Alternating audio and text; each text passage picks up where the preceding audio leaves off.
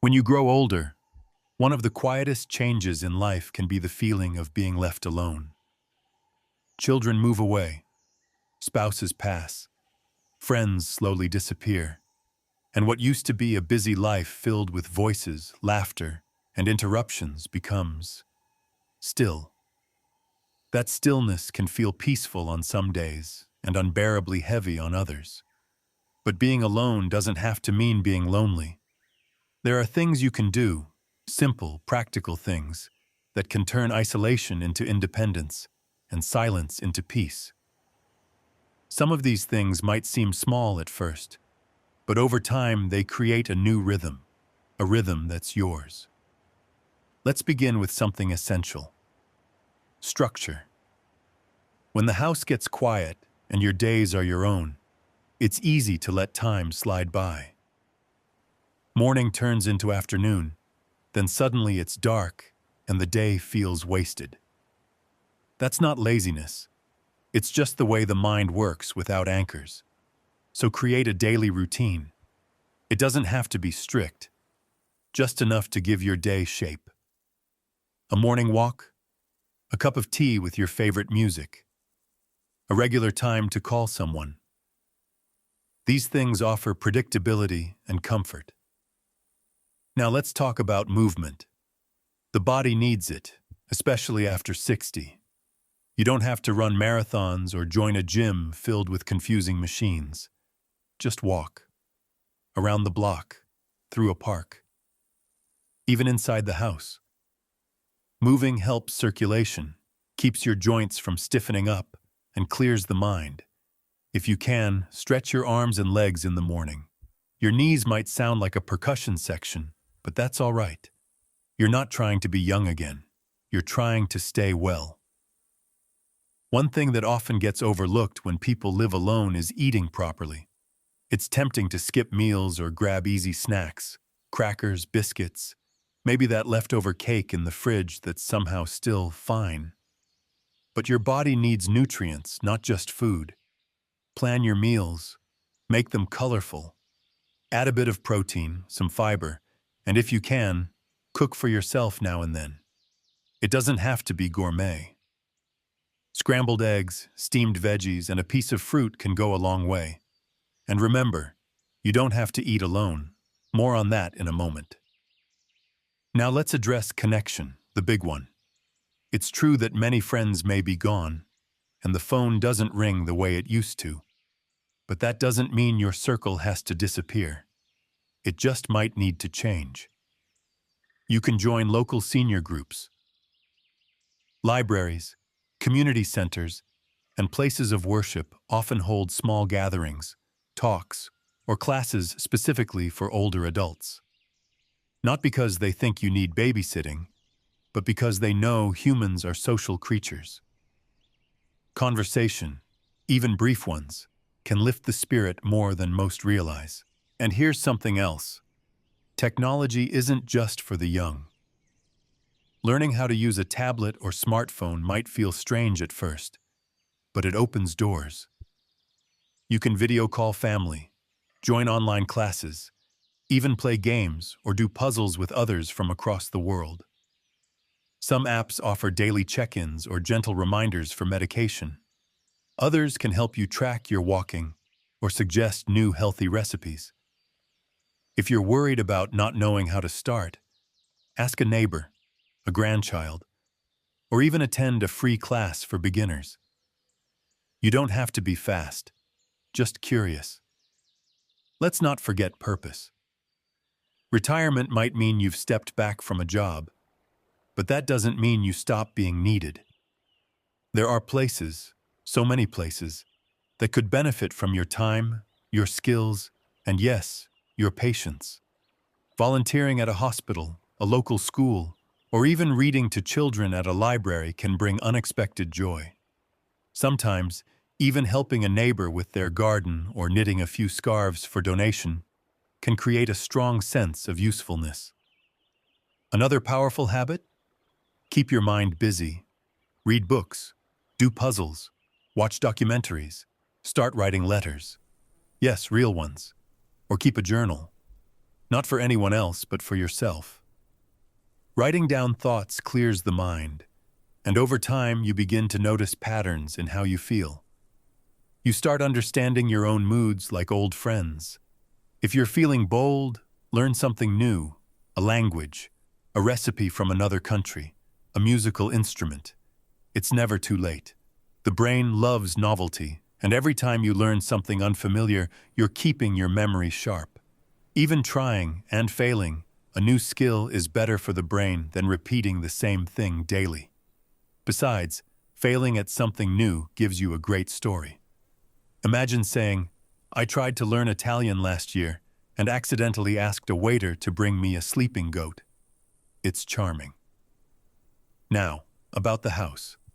When you're on your own, safety becomes even more important.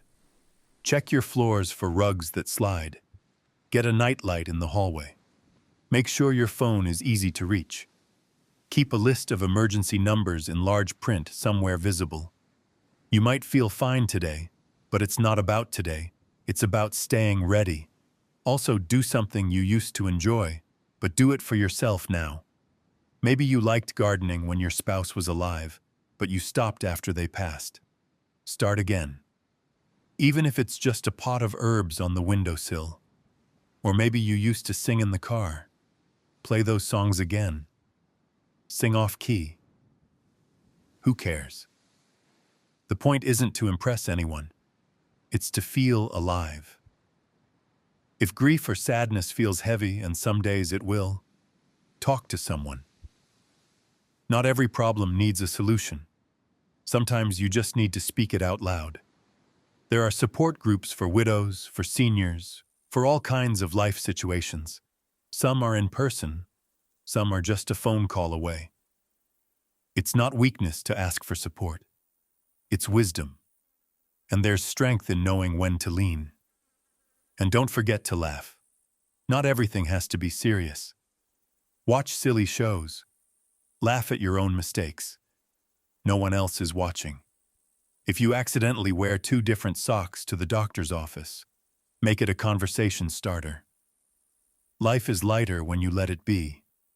You're not invisible. You're not forgotten. The world moves fast, yes, but there's space for you in it. You don't have to become someone new. Just be who you are, with all the stories, all the years, and all the quiet strength that brought you this far. One of the most healing things you can do is spend time in nature. You don't need to climb mountains or go on long hikes. Just sit on a bench and listen. Watch the birds. Feel the breeze. There's something calming about trees that's hard to explain. Maybe it's because they've been standing for so long. Quietly growing, season after season, no rush, no complaint. A walk in the park can do more for your soul than most pills in the cabinet. Now let's talk about your space. Your home should make you feel safe, but also alive. Declutter where you can. Keep objects that mean something. A photo, a souvenir, even a silly little trinket from years ago that still makes you smile. These small things carry memory. Keep them where you can see them.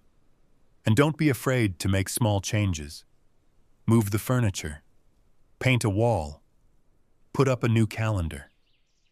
Little acts of change keep the spirit moving. Here's something else. Talk to yourself kindly. That voice in your head, the one that sometimes says you're too old or too slow or too much trouble, ignore it. Would you say that to someone else? Of course not. So don't say it to yourself. Replace it with something better. Try, "I did my best today," or "I handled that well," or "that was a long nap, but I earned it." Loneliness doesn't always show up with tears. Sometimes it shows up in boredom, in the lack of purpose. That's when you know it's time to reach out, even if you think no one's waiting. Write a letter to an old friend. Call someone just to say hello, send a text. You might be surprised who answers. People get busy. It doesn't mean they don't care. And if they don't respond, That says more about them than about you. Consider joining something with regularity. Book clubs, walking groups, church meetups, local choirs, not for popularity, but for rhythm. When you know there's something happening every Tuesday or every Saturday morning, you wake up with purpose. You get dressed, you go. That one small act becomes a lifeline. Let's also talk about health, especially mental health. Feeling sad sometimes is normal, but if it lingers, if you find yourself withdrawing, losing interest in things you used to love, or feeling like you're stuck in fog, speak to a professional. There's no shame in asking for help. In fact, it takes courage. And no, you're not being a burden. You're being responsible. Keep a sense of humor, even about the hard parts. Yes, you forget names sometimes. Yes, your back sounds like a bowl of cereal in the morning. But these things are human. Laughing at them doesn't erase the struggle, but it makes it easier to carry. If you put the milk in the cupboard and the cereal in the fridge, just shake your head and carry on. And remember, you are allowed to enjoy things, even if no one else is around. Light a candle. Wear your favorite shirt, even if you're not going anywhere. Put on perfume or cologne just because you like the scent. Play your favorite song loud and sing along, even if it's off-key.